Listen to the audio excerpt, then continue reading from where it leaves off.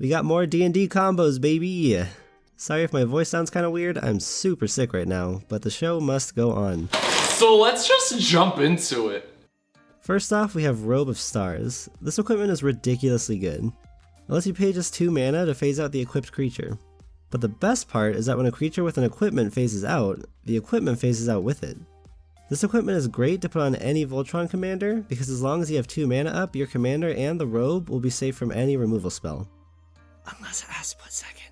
But yeah, other than super weird corner cases like Split Second, putting this equipment on a creature basically makes that creature...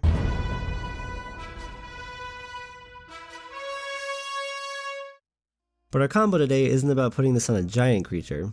Instead, we're going to be putting the robe on one of the smallest commanders in the whole game, Mangara of Corondor. Mangara is a 3-mana 1/1, and you can tap him to exile himself and target permanent. The tricky thing about Mangara's ability is that exiling himself is part of the effect, not the cost. Tapping Mangara puts the ability on the stack, and both him and the permanent he targeted get exiled when the ability resolves. So if you put the robe on Mangara and then phase him out in response to his ability, then he won't get exiled because he's phased out. This is super strong, and since I actually have a Mangara deck in paper, I'll definitely be picking up a copy of this card. Once you get this set up, it's incredibly hard to stop, and you can just pay 2 mana every turn to exile a permanent for the rest of the game. Next up, we have Lorcan, Warlock Collector, and this card is a house. He lets you reanimate any creature card when it goes into somebody else's graveyard, and he lets you do it for free. You do have to pay life, equal to its mana cost, but still, it doesn't cost any mana. Now normally, you would just be able to sacrifice the creature you got, and since that would make it go back into an opponent's graveyard, you could then reanimate it again. Then throw in some life gain like Profane Memento or Bastion of Remembrance, and you can easily combo off and win the game, or at least get some ridiculous value. But WotC definitely thought that this would be way too OP, so they tried to put a safety valve on Lorcan to prevent this combo. Whenever he resurrects a creature, he turns it into a Warlock, and he has a replacement effect that makes it so that your Warlocks get exiled instead of dying. This means we can only reanimate any given creature one time, making it much harder to combo. So let's try and find a way around this replacement effect. There are 2 solutions that come to mind. First, we can make our creatures stop being Warlocks. I thought we could use a card called Conspiracy here because it lets you pick a creature type and then all of your creatures become just that type and lose all of their other types. But it turns out that this doesn't actually work.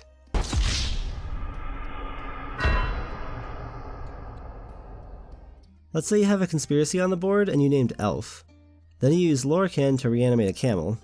The camel will stop being a camel and become an elf because of the Conspiracy. The Lorcan will then make it gain the Warlock type in addition to the Elf type, so you'll end up with an Elf Warlock. This is because of layers and timestamps and complicated rules thingies. Trust me, I double checked with the judge on this one. So making our creatures stop being Warlocks is out. Let's try our second option. Option 2 is making it so that when our creatures die, they don't actually die. Instead, they just go somewhere else for a while and then eventually get back to the graveyard somehow. I thought we could use Mimic Vat here, but it won't work because Mimic Vat only exiles creatures after they die, and Lorcan's replacement effect will exile them instead of letting them die. I searched through Gatherer and I was beginning to lose hope until I found one super janky card that actually does exactly what we need. Voidmaw is a 6-mana 4/5 horror that says if a creature would die, exile it instead. It also has an ability that lets us put one of the exiled creatures back into its owner's graveyard to buff our Voidmaw. This is perfect for Lorcan. When one of our Warlocks dies, we exile it to the Voidmaw instead of Lorcan, and then we use the Voidmaw to just put it back into the graveyard whenever we want, and we can reanimate it again. Voidmaw is absolutely perfect for this deck, and he's probably straight unplayable in any other deck, so be sure to pick up one of these cuddly horrors if you plan on building Lorcan. It'll definitely be worth it to see the look on your opponent's faces when your Warlocks that were supposed to be gone forever keep coming back to life. You came back! I never should have left. Whoa, I thought you were dead. My death was greatly exaggerated. Next up, we have Acererak the Archlich. This guy has a dumb name, is a 3-mana 5/5 who ventures into the dungeon, and makes zombies, and can make your opponent sacrifice creatures. Seems about right for 2021 standard. Just kidding, there is a catch. When he enters the battlefield, you have to return him to your hand unless you've completed Tomb of Annihilation, aka the booty dungeon. I don't mean treasure booty, I mean Tomb of Annihilation is super terrible booty. So where would you want to play this guy? Well, there are a couple options. The most obvious one is you find a way to make him free using cards like Rooftop Storm or Lorcan. Then you just play him infinite times and win with infinite venturing. But that's not cool enough. This channel isn't for 2-card combos that are actually good, it's for 5-card combos that don't even make you win. So where else could we play this guy? Acererak fits perfectly into a very niche archetype, Jund Stompy. Jund Stompy didn't really have a great commander until recently, but now that we have new partners, you can run Elena and Ikra Shadiki for maximum stompage. Elena loves creatures with big power numbers, and Ikra Shadiki loves creatures with big butts. Yeah! I like big butts and I cannot lie. You other brothers can't deny. And when a girl walks in with an itty bitty waist and a round thing in your face, you get... So why not just slap them together and play some really big creatures? Now I know that Acererak is just a 5/5, so it's not like he's the biggest creature on the block, but he does have the upside of being a 5/5 that we can play as many times as we want. A Jund Stompy deck is definitely going to have cards like Elemental Bond, Garruk's Pack Leader, Garruk's Uprising, Kavu Lair, and Paleoloth, which all give card advantage when you play a big creature. And you're also going to have cards like Sarkhan's Unsealing, Where Ancients Tread, and Warstorm Surge so that every time you play Acererak, you get to deal big damage. This seems like a really fun, fair way to try and abuse Acererak, and keep in mind that you do still get the dungeon bonuses if you play him in a Stompy deck like this. Next up is a card that slipped under the radar a little bit because it kinda seems like limited fodder at first glance. That card is Immovable Rod. This 1-mana artifact has a terrible activated ability that we don't care about, and whenever it untaps, we can venture into the dungeon. So how can we try and untap it as many times as possible? The best way is Clock of Omens. This card lets us tap 2 artifacts to untap an artifact. So we can tap the Rod and the Clock to untap the Rod and venture. Then if we have any more artifacts, we can tap them and the Rod to untap the Rod and venture some more. This can snowball super fast, especially because some of the dungeons give you treasure, which you can use to untap the Rod even more times. But okay, it is a little lame for me to just completely ignore that second ability. We can pay 4 and tap the Rod to make a creature lose all abilities and not be able to attack or block. There's only one commander I found that really benefits from this, and its name is Hokori Dustdrinker. First of all, my lawyers have informed me that I'm legally obligated to tell you that nobody likes this card, so don't play it. I just wouldn't feel comfortable telling you about this combo if I didn't give you this one piece of advice. Stop it. Get some help. But if you insist on building Hokori, then maybe throw in a Immovable Rod. The Rod lets you make Hokori lose all of his abilities on the end step before your turn, so on your turn you'll get to untap like normal. Paying 4 mana to untap all of your lands is a pretty steep price though, so I'm not entirely sure if this combo is even worth it. But it's something you can do.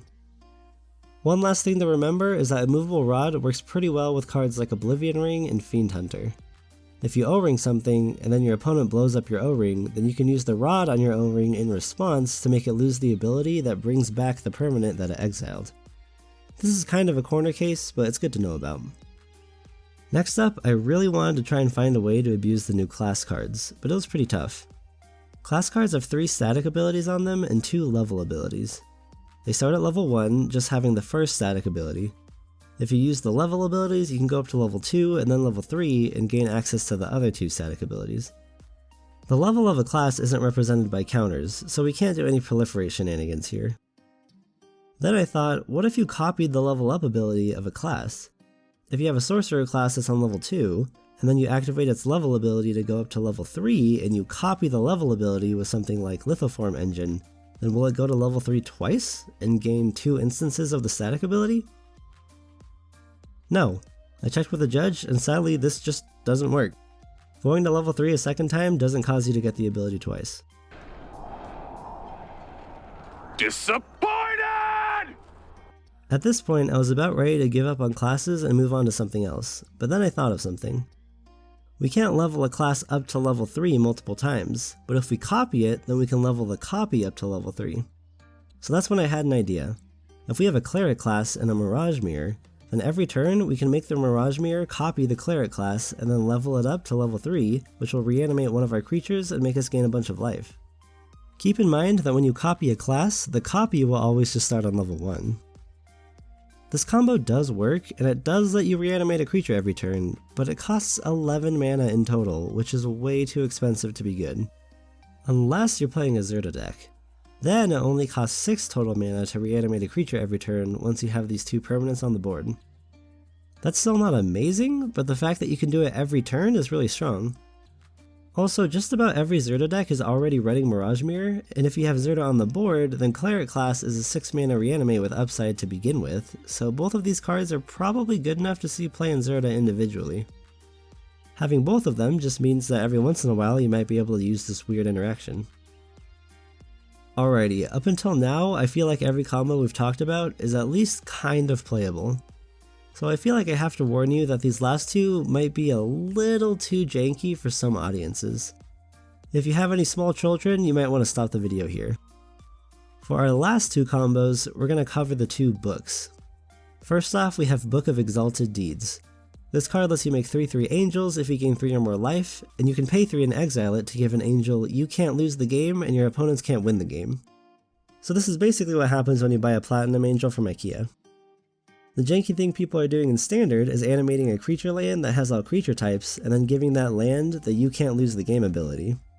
That combo is great for Standard where people might not have any land destruction, but in Commander I feel like you're kinda just asking someone to start blowing up your lands. This interaction still might be good, and it might buy you a few turns, but it's nowhere near as good as it is in Standard, where it essentially makes you...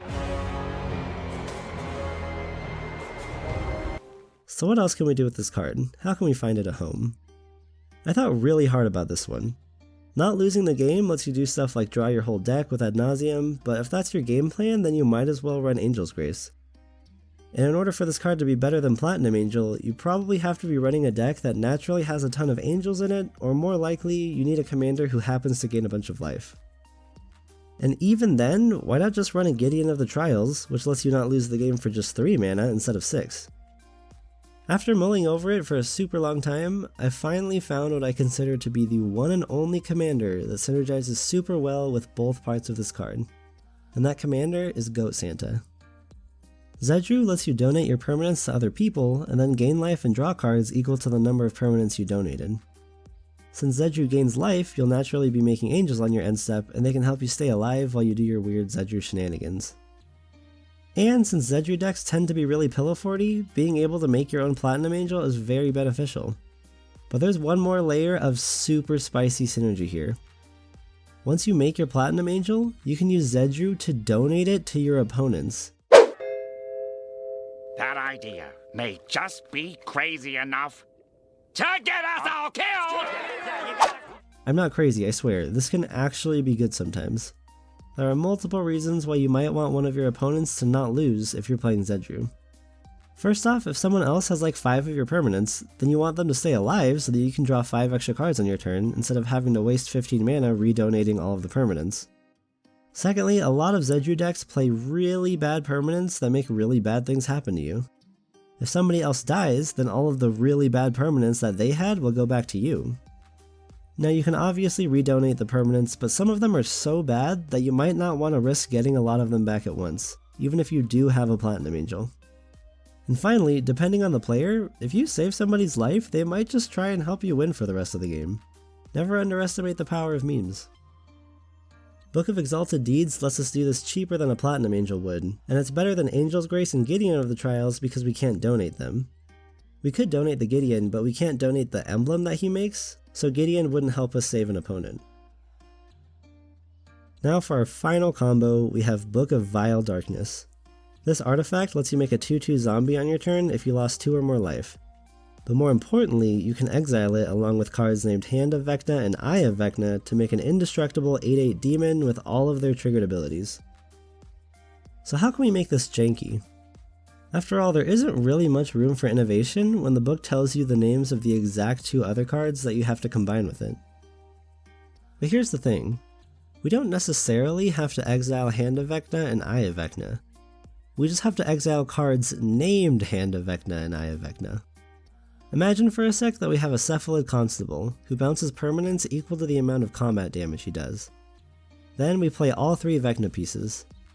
Then we use a card like True Polymorph to make the Cephalid Constable into a copy of Hand of Vecna. Now we can use the book to exile itself, the Eye, and the Cephalid Constable.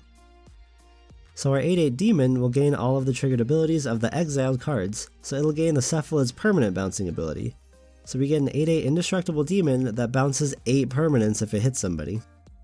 Now if we take a huge step into Magical Christmas Land for a moment, then you can even set up some combos with this. If you play Niv-Mizzet Draco Genius and Niv-Mizzet Perrin and you force your true polymorph to change them into copies of the hand and the eye, then you'd get an 8/8 demon that deals 1 damage whenever you draw a card and draws a card whenever it deals damage. This lets you draw infinite cards.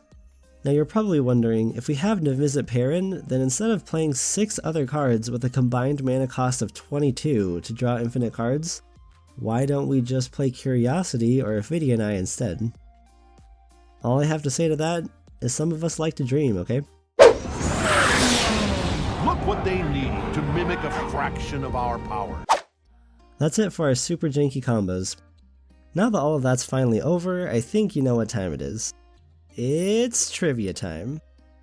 Our question from last video, in honor of Xanathar, was name any other commander whose name starts with an X. The answers are Zancha, Xenagos, Zhao Dun, Jira Arian, Zhenyu, and Xyrus. Congratulations to all of you who guessed one right. You all get 1 tofu point. Now for today's trivia question. Our question this time will be in honor of all the memes that I made you sit through. There is exactly 1 single Magic card ever printed that has the word invincible in its name. Can you guess what it is? 1 point if you know the card name, and 5 points if you also know what the card actually does. Make sure to hit subscribe if you don't want to miss the answer in the next video. Thanks for watching.